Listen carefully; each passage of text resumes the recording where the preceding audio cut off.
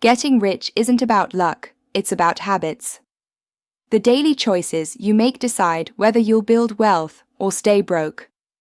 In this video, I'll share 7 powerful money habits you need in 2025 to grow your wealth and secure your future.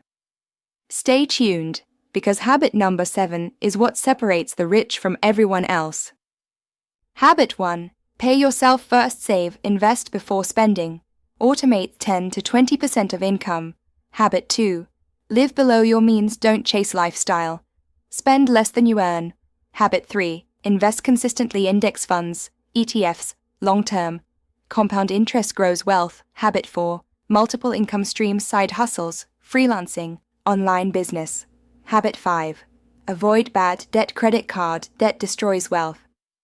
Only borrow to build assets. Habit 6. Keep learning. Read finance books. Watch educational videos.